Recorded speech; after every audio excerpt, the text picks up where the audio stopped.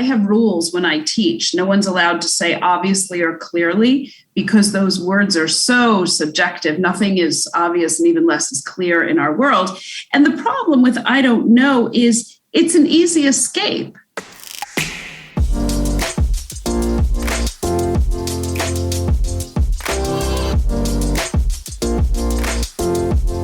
Welcome to the follow-up question. I'm your host, Michael Ashford. Come with me on a journey as I explore what it means to find common ground at a time when it feels increasingly harder to do so, to listen more than we speak so that we can understand that our differences don't have to divide us. My aim with this show is to bring you perspectives and ways of looking at issues or topics that perhaps you haven't considered before, so that you can then take that new knowledge and apply it to your ability to empathize with the people around you. I'm a former journalist who believes everyone has a story to tell, and it's only when we ask questions and listen that we truly reveal what connects us as humans. Our dreams, our desires, our experiences, our ideas, and who we truly are.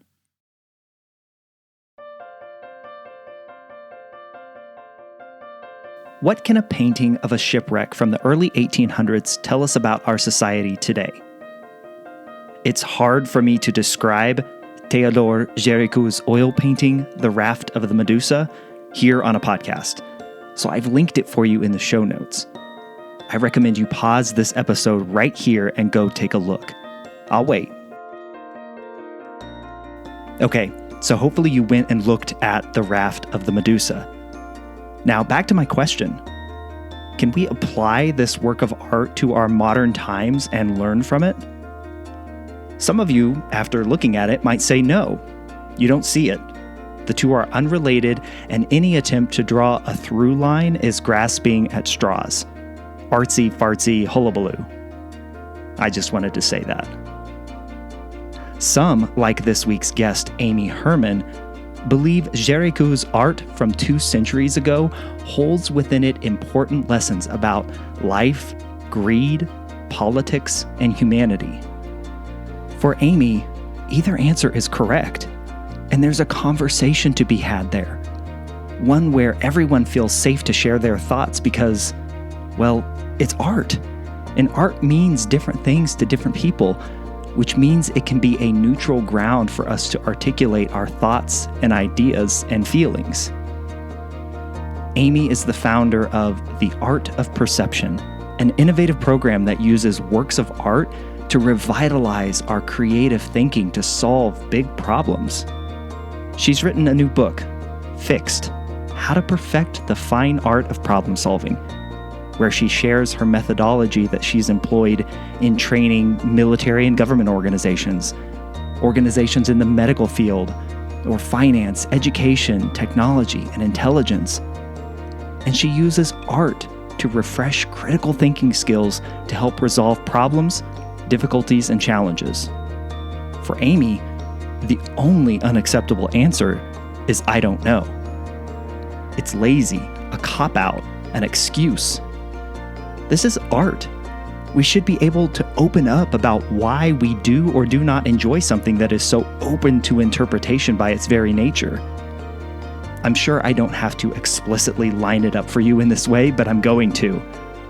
In much the same way, I don't know, or its sibling, I don't agree, shuts down far too many of our conversations these days when we disagree. If we can dig into our discomfort and better articulate our views, we can turn a conversation stopper into an invitation to more dialogue, more understanding of ourselves and of each other. You write so much about self-awareness in your book, and I gotta ask the question, to boil it down, is it safe to say that evaluating art and considering art is a backdoor approach to working on ourselves and our own self-awareness? I like the way you put that. Yes, it's definitely a backdoor approach, but the reason I love to think about art in the context of self-awareness is because everyone can do it. Everybody sees something. And art doesn't just limit itself to people who have degrees in art history or are artists themselves. It's about, I think it's just this template for how we look at ourselves vis-a-vis the world. When we look at a work of art, we see things about ourselves, we see things that we like and we don't like. And the reason I'm encouraging people to articulate what they like and don't like and what they see in art is I think that if you apply that template to our engagement with the world, it will help us articulate situations when they're more complex, more difficult, and our self-awareness really needs to be as astute as possible. Do we consider how much art is around us? I hear art and I think of museums and I think, really old paintings, but do we consider all the art that's around us? We don't. And that's it's very much a secondary, to my agenda is to dismantle people's inhibitions about looking at art, because most people think, as you do, that art is on the walls of the museum and it's by old white guys from the 17th century. And what does art have to do with me? And at the risk of sounding pretentious, I'm just going to say this because it was a highlight of my life. I just came back from Paris, and my sole objective in going to Paris was to see the Arc de Triomphe that was wrapped by Christo. The design he developed the design before he died. And so it was manifest, and I went to see it. And what was so joyous was not just seeing this huge national monument wrapped in this silver fabric, but watching the people watch the art and watch them engage with this joyous work of art and have this sort of rebirth of their own engagement with each other and with the work of art. So it made them realize that no, art is not just in the museum, it's everywhere around us, but sometimes we just have to take the time to look at it. Can we do some evaluation of that? Sure. What does that silver wrapping of the Arc de Triomphe, what does it mean to you? Well, I can tell you it means a lot more to me after I saw it in person. So as I said, I went to Paris. I had the luxury of going to Paris, and I recognize it's a luxury for my work. And I wanted to see it in person because seeing art in a book and seeing art on my computer screen is different than being in front of a work of art. And because this was not in a museum, there it was in the middle of this plaza in a huge traffic circle. Like the Arc de Triomphe is like the Washington Monument. People know it. It's in French, the word is la gloire. It's the glory of France. And so I wanted to see this fabric. I wanted to see how somebody had the moxie and the idea to wrap this national icon in fabric.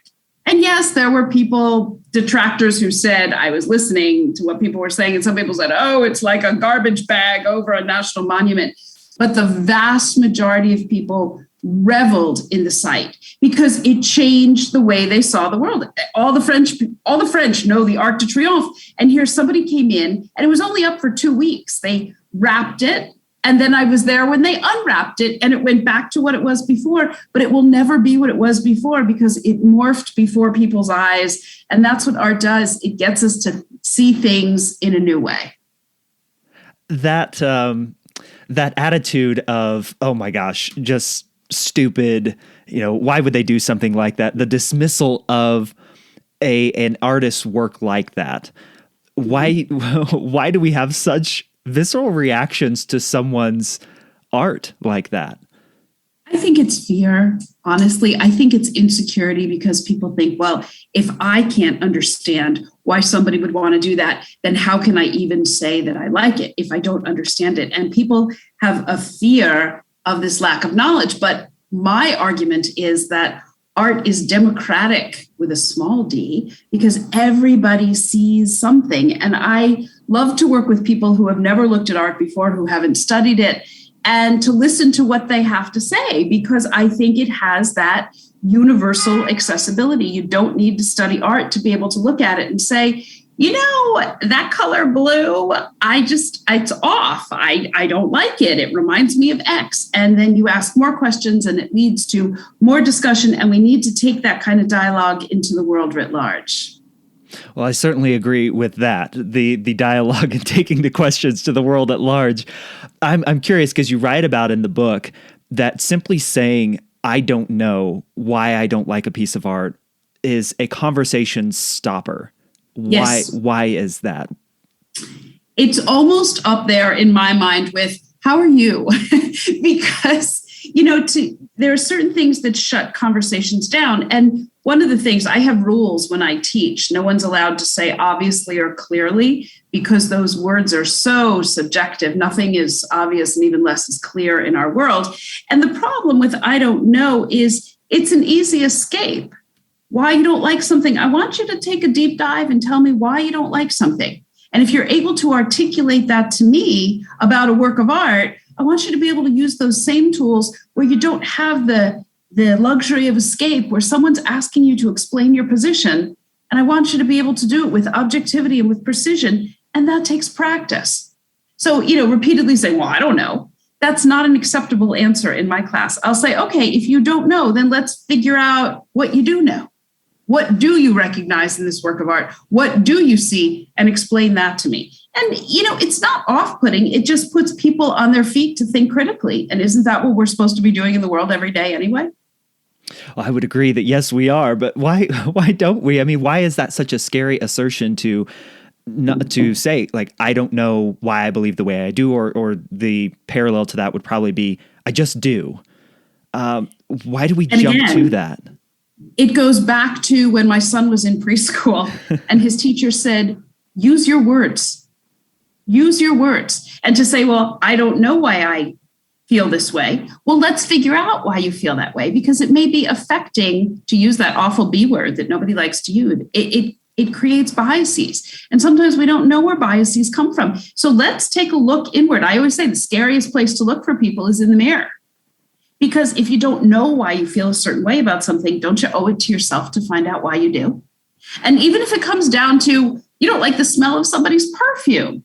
I always say when someone walks into the room and you meet them for the first time and you shake their hand, from the minute you shake their hand, you can't stand them. It's a human thing. It happens. And you say, well, I just have this visceral reaction. Well, let's really figure out why you don't like them. It could be that they're wearing green and you hate the color green. It could be that they remind you of your mother-in-law. Whatever it is, let's take a look at the reasons, because I think it gets you, self-perception is really important to our own, personal and professional growth. And the better you know yourself, what you like and don't like, you can then avoid statements, well, I don't know. It is a conversation stopper.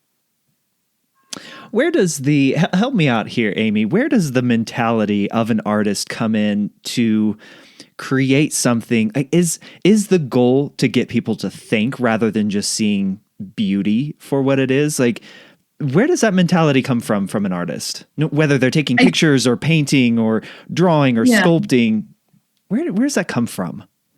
I think, the creation of art, it's really multifaceted, because when the artist is creating something, are they doing it as a manifestation of themselves, or do they have the viewer or the audience in mind?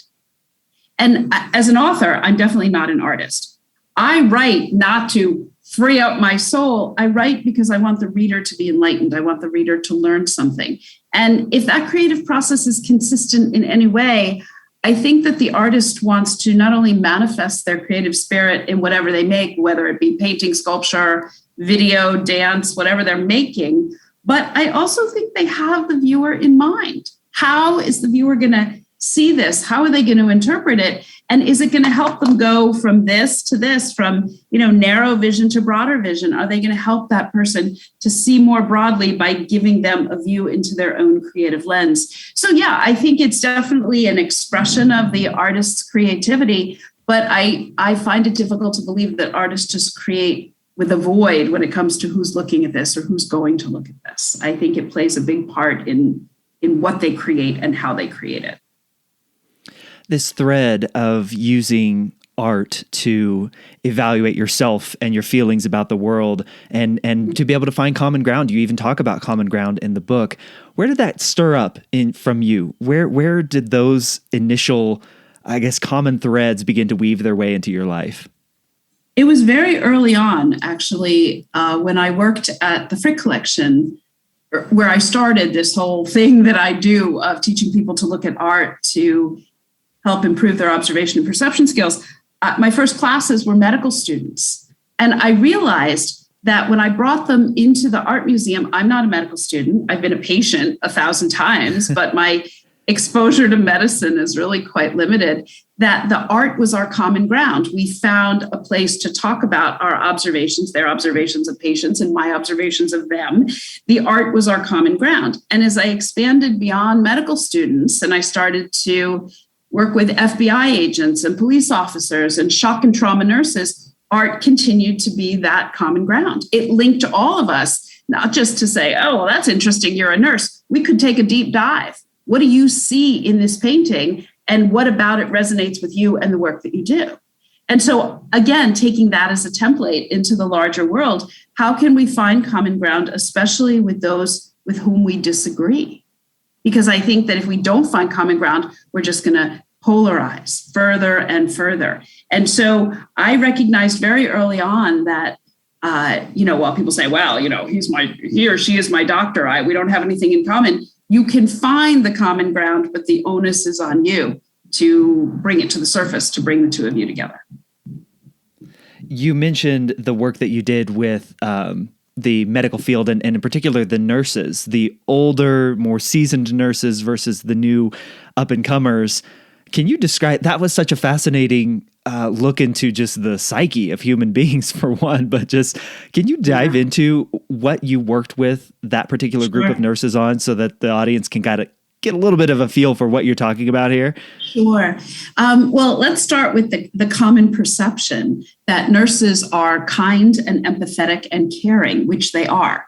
And nurses are different than doctors. Doctors try to diagnose and treat, and nurses provide safe and compassionate patient care, very different roles. So I just want to define that from the get-go. And when I started working with nurses, speaking of common threads, what came up in almost every hospital and every setting was a concept that I had never heard of before. It's called lateral violence. And I thought, lateral violence, what is that?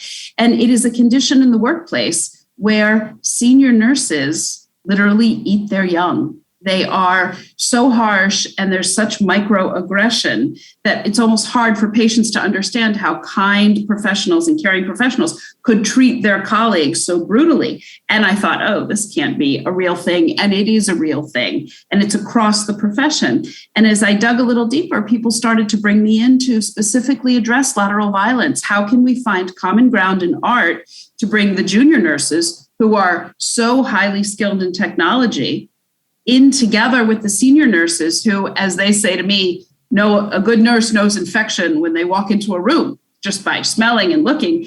And so how do we reconcile the senior and the junior? Because they have to work together. And you can't, in a high stress environment of a hospital or a medical facility, there's enough pressure there without adding this sort of covert layer of microaggression among the nurses. So I really looked hard for works of art that would not only resonate with the junior nurses and the senior nurses, but get them to open up about the experience without my saying, let's talk about lateral violence. That's going to be a lead balloon, but let's put up some really evocative works of art that will get them not only to understand where the junior or senior nurses are coming from, but where they might be coming from. The question just becomes, Amy, how does looking at a piece of art and evaluating it turn into a discussion where senior nurses and the young up-and-comers can talk about their differences and find common ground? Like, what are you looking at and what are you guiding people through to get to that point? Well, after we look at a work of art together and I give them guidelines and say, instead of saying you like it or don't like it, what's the first thing you noticed about this work of art? What is the second thing that you noticed? How would you describe it to somebody if they weren't looking at what you were looking at? So once we get into that descriptive discussion, then we start talking about, well, what resonates with you? And then I make the leap and I say, does this remind you of any situation at work? And, it can be a perfectly anodyne photograph of a group of 4 women. But they'll say, well, yes, it reminds me of a family that came in and the patient was comatose and her sisters rotated so that she was never alone in the room. And so by bringing the discussion in that the artwork reminded them of that, and then I would say, well, how did you relate to the sisters? And then we would talk about the situation. So the art is really the springboard to get them to talk about what they observe and how they see themselves vis-a-vis that situation. So we use the art to leverage the opportunity to start talking. Because if I walked into a room and said, well, tell me about a tough situation you've had in the last week, there'd be dead silence. People find that very threatening. They think that I'm questioning their professional ability. But if I start by saying, hey, let's look at this painting. What comes to mind when you look at this painting? All of a sudden, that threatening component is gone. We're just looking at a work of art. How often do you get pushback? I get a lot less of it now than I used to. When I first started, I could see the body language of people to say, who is this lady? I'm busy. I don't have 3 hours to sit and look at slides with her. But I can see in their body language that it's up to me to bring them in. One of my favorite lines is meet people where they are.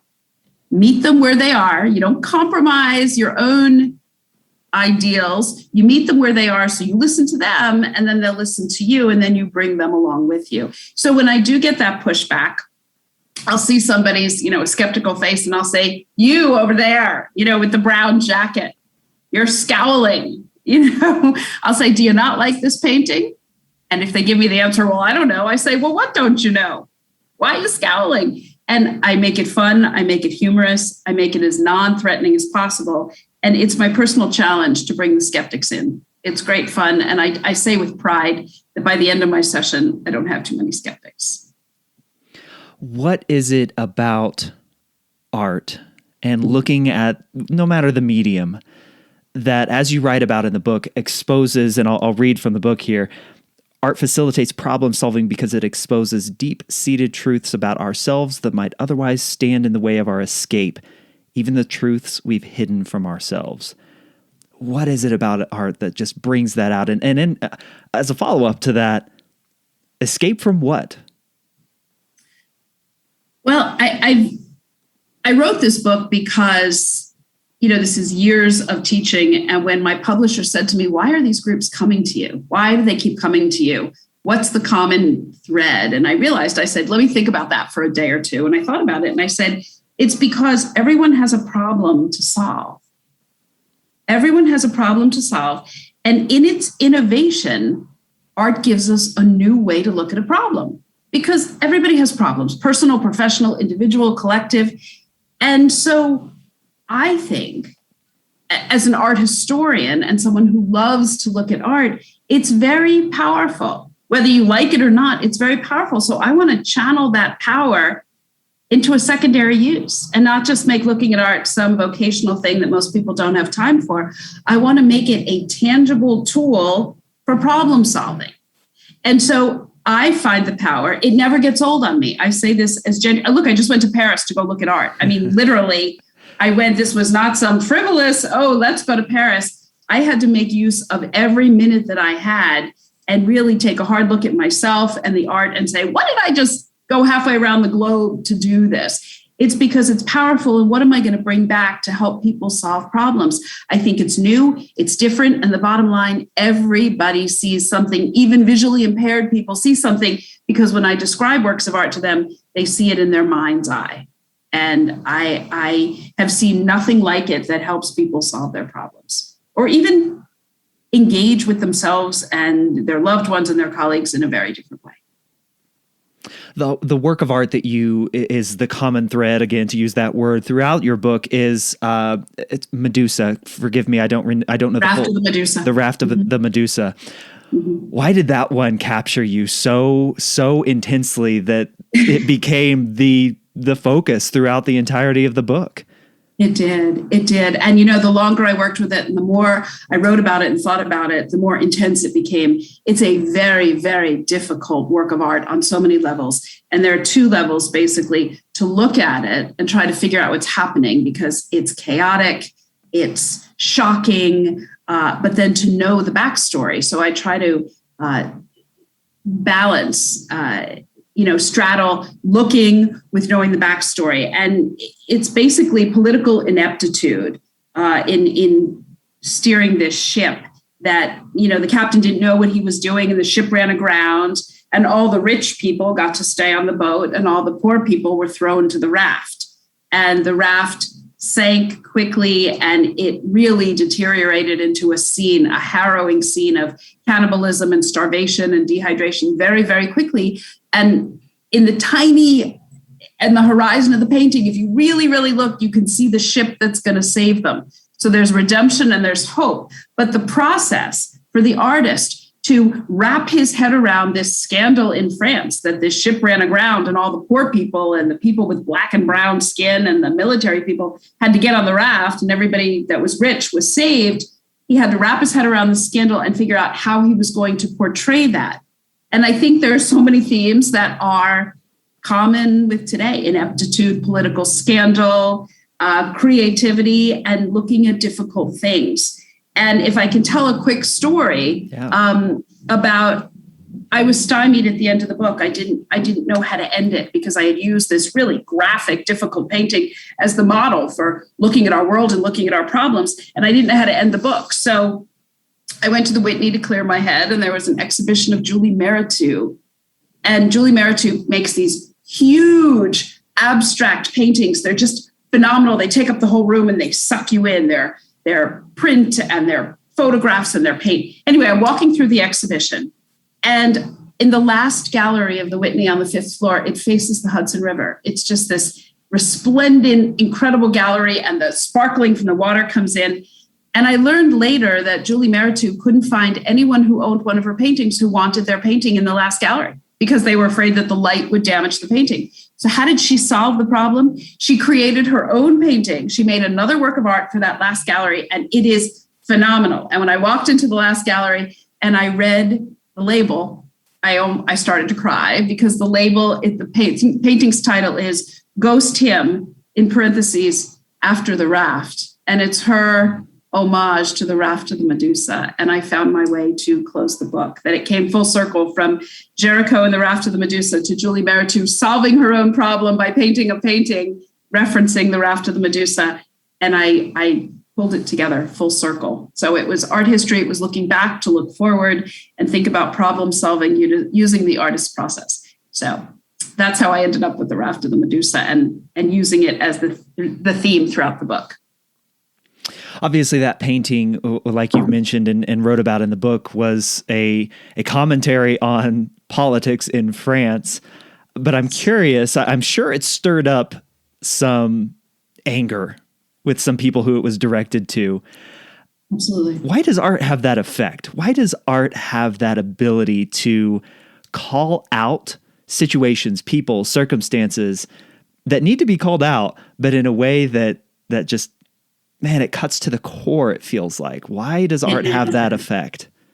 It nails it because it's a provocateur. And sometimes art just gets you, and you walk away and you're like, God, I've just been had, because it's subtle and so much of it is up to you. So much of the interpretation is up to you that I think art has the means to, that's why satire is funny and biting, because it's coming at it from a different angle. It's not just saying, well, this is what I think of you. It's going about it in a sarcastic way. It's getting to the other side of the issue.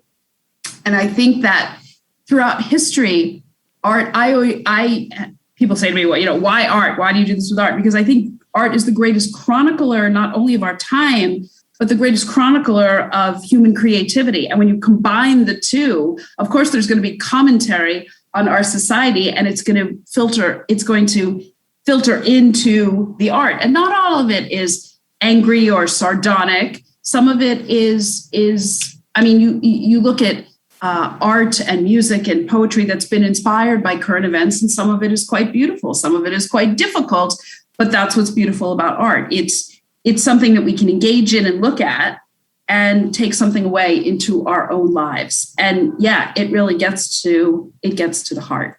So one of those that I didn't consider art until I read your book, but once I heard the story that you wrote about in the book, it summed it up perfectly for me, was the photo of the Covington Catholic High School boy in DC. I think many of us probably all saw that photo.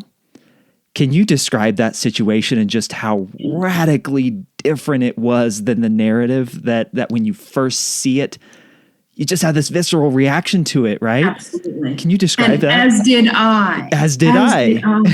Absolutely. So what happens is we have to remember, when I said before that we have to meet people with where they are, the corollary to that is we have to put everything in context.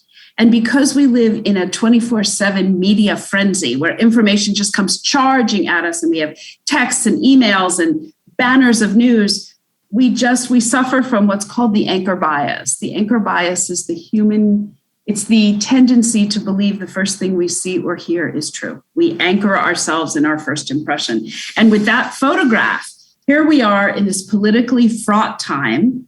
You have a young boy wearing a MAGA hat with what appears to be a smirk on his face. And the situation, once we took the time to unpack and look at video, it was not what it appeared to be. In front of an older Native American gentleman, correct? Absolutely. Yeah. And the way the video, you see, people can really shape your perception, is they made it seem as if the young man and his peers from this school were mocking the Native American man. But in fact, they weren't. There was a whole other situation happening there that nobody took notice of. And as typically happens, I mean, I live in New York City. There are 50,000 things happening on a street at any given time. But how you choose to look at it is going to help you formulate what you perceive is happening. And then you're going to anchor yourself and say, well, this is what happened definitively. And so when I tried to unpack that situation in the book, I said, this is going to be really fraught because people have very strong feelings about MAGA hats, about what they thought the boys were doing to that Native American. And I had to unpack it fact by fact, video, reporters, questions, and answers. And I hope the takeaway from that powerful visual perception is don't leap to judgment. Gather as much information as you can. I was angry too. I was ready to call the school and say, look what your students are doing. And yet only when we unpack, and you know what? What's the reality? We don't always have time to unpack. We don't always have the patience to get to the bottom of something to really figure out what happened. So that was a very powerful example. And again, it was loaded because it was politically fraught. We're living in a divisive world right now. And that photograph and that video just opened that wound wide open, and people jumped in. And it's going to be a long time before we can cauterize wounds like that. If I remember correctly, the boy and his peers were actually trying to diffuse the situation. They were. And there were other provocateurs there who were trying to exacerbate it. And he had bought the hat just as a joke, right? He did. And, for people to understand buying the hat as a joke, people have trouble understanding that. But there was another situation going on behind the scenes where there was another group that was really egging people on and saying offensive things, and no one got that group on film. And so the boys were trying to be silent, and they were trying to sing, not to drown out the Native American, but the other group that was happening. And they were trying to diffuse the situation. They happened to be wearing MAGA hats that they bought as souvenirs. And so it was a perfect storm. It was a perfect storm. It was the visuals. It was the youth. It was a Native American with these boys who happened to be from the center of the country, and the whole thing happened in Washington, D.C. Like, it couldn't have been a more volatile situation. And it was just such a good example for us to pause, to take a deep breath and say, okay, what's really happening here, when we have the opportunity to do that. You even mentioned, Amy, your initial response and reaction, and that you wanted to call the school, like you said. I did. What? I'm a mother of a teenage boy. Yeah. And I thought I don't know what I would do if that were my son. What would I do if that were my son smirking on national television and making fun of someone? And then I thought, you know what I would do? I would want to hear his side of the story because he's my son. And I owe that courtesy to people that I don't know either, because if there's something I've learned from the outset of my teaching and my studying in this area, there's always another way to see something. There's always another side of the story. And it's not just how I see it, and it's not just how you see it. There are multiple perspectives for almost everything. And that was going to be my question, Amy, is like, how do we stop and consider that question that you just asked yourself at the time? Because you mentioned anchor bias. You mentioned how right we think we are when we think we have a situation figured out. And even in the face of facts, some people will still look at that photo as evidence and proof to something that they wanted to see. How did you stop yourself enough to ask that question? Because in my own mind, one of the processes that I go through to get all the information that I possibly can is to draw the line between right and righteous. They're different. And I had my own example, which I will share with you. It happened about 2 weeks ago on the bus. It's New York City, it's COVID, everybody's still very skittish. And I got on the bus and I sat down next to a woman and she said, "Go sit back there." She didn't want me sitting next to her. I was masked, she was masked. It's New York City. There are no rules about where you can sit. And she was so angry that I thought, all right, I'm just not going to sit next to her. So I just stood up. And she was angry that I was standing there, but I wasn't going to move. She didn't want me sitting there. So when we changed buses to transfer, she got off with me. And you have to pay again to take a bus across town. And I watched her. And she didn't pay. And I watched her and she looked at the bus and the bus was coming and she looked at the paying machine. And I watched her the whole time. And I saw her get on the bus without paying. I stared at her. I did. And as I was about to exit the bus, I almost said to her, "If you're not going to pay your fare, don't yell at people and tell them where to sit." But I held my tongue because I know nothing about her. I know nothing about her circumstances. I don't know whether she can afford to pay the bus. I didn't know if she was mentally ill. And I said to myself, show some grace. This situation, there are no dire consequences here. Nobody's going to die. She got on the bus without paying. And yes, she happened to have yelled at you. It's not your place to yell back at her. Just get off the bus. And that's what I did. Right or wrong, I got off the bus. And it was really on the tip of my tongue to say, you know what? If you're going to skip the fare, don't you yell at people who are paying. But I didn't, because I didn't know all the facts. I really didn't. And I've learned in my old age, sometimes you just have to let it go. And in that case in Washington, people didn't let it go. They pushed and they pushed and they pushed until it exploded. And those ashes are still falling from that explosion. They'll never be able to undo the explosion that they caused by jumping to all those conclusions. I know it seems like a small example with the woman on the bus, but it was just the idea of stepping back and saying, what do you really know here? What do you really know? So she didn't pay her fare and she yelled at you. Does that give you license to just jump in and make this an unnecessarily antagonistic situation? Just walk away. And that's what I did. It reminds me of a passage in the book that I highlighted and just come back to. If we purposefully seek common ground, we can do all that without baring our teeth and brandishing weapons. It seems like, Amy, you chose not to brandish your weapon. I chose, but I will tell you where I did fall short. We were talking about this showing grace. And I said after the fact, if I had really shown grace, I would have bought her bus ticket to go cross town, but I just didn't go that far. Every little bit. I just decided to walk away and cut my losses, and better than brandishing my weapons, I didn't go all the way and buy her bus ticket, but in the end, I was calmer and better for it. I wouldn't have felt better for yelling at her and demeaning her for not paying her fare. And the common ground was, you know what, we both needed to get where we were going. And we just chose different ways to get there. Yeah.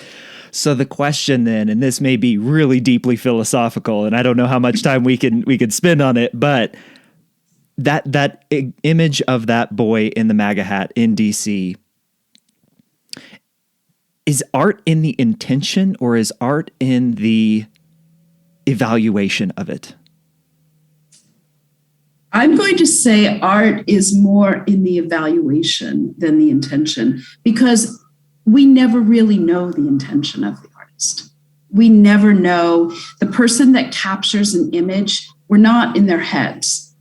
And because art is so highly subjective, you bring your whole world to it. So what I encourage people to do is look objectively first. We have a painting of red and blue and yellow and green, and then you bring your knowledge to it. I hate green, so I'm not going to like this painting. So I think the intention is very hard for us to reach.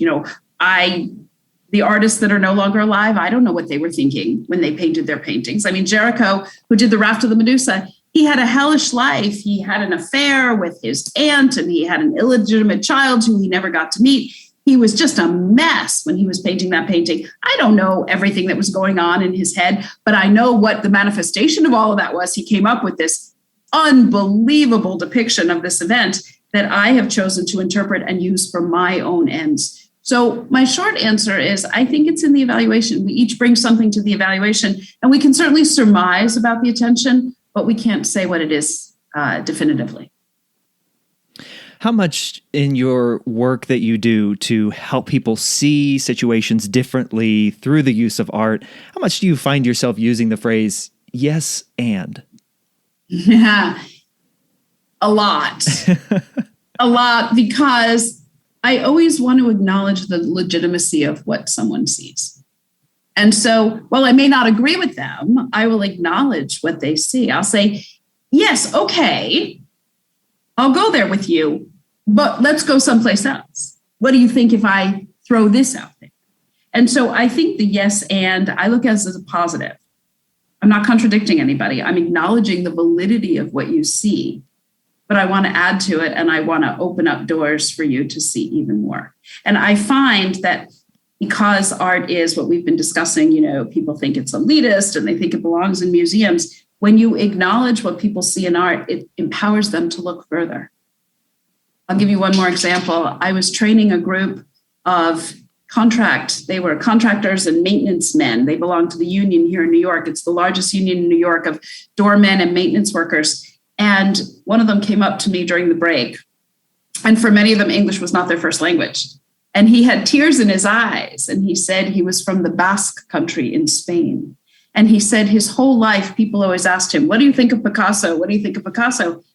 He said, and now because of this class, I have something to say. And I just thought, you've always had something to say. It's just now you value your own opinion, and it matters what you have to say. And now you can say what you see in Picasso, and it matters. And that really stuck with me. He was so proud. He said, now I have something to say. So if we don't have someone facilitating a session like yourself, where do we begin? What questions do we begin to ask ourselves as we evaluate the photos, the sculptures, the artwork, the everyday art that is all around us, as we've already discussed? Where do we begin, Amy? I would actually not start with art, and I would start with your daily routine, because all of us, no matter what we do, we get from point A to point B. Even during pandemic, we turn on our computers, we make our coffee, we go down for the paper, we go to the grocery store. And what I ask people to do is every day when you're doing your routine, look for one thing that you didn't see the day before. Purposefully and affirmatively look for one thing that you didn't notice the day before. And how old is the cop on the corner directing traffic? Is it the same person washing the sidewalk here in New York City that it was? And so by heightening your own awareness of your immediate world, it will give you the tools to heighten your awareness in other situations that require more when you're dealing with complex or sensitive or difficult situations. I notice this, and I have a question about why this is so. If you practice yourself on your own routine, my son always says, Mom, you're talking to yourself. It's because I'm telling myself my own observations, like, how did I never notice that before? Or, gee, I wonder what that woman is thinking. Why is she talking to herself when walking her dog? If you practice in these very benign situations and talk to yourself, you'll get better when you have to engage other people. And I believe, as you started in this talk, there's art everywhere around us. There are images, there are people, someone in a cafe window. And if we don't have time to journal them at the end of the day, just to write them down, think in your head, what's different about today's walk from point A to point B that didn't happen yesterday? And that can set this all in motion. That just sounds like a more full and fulfilling way to live a life, is it not? Totally. Totally. I tell people it's actually really more fun. You engage in the world in a way nothing's ever boring, because if you're going out there to say, well, what didn't I see yesterday?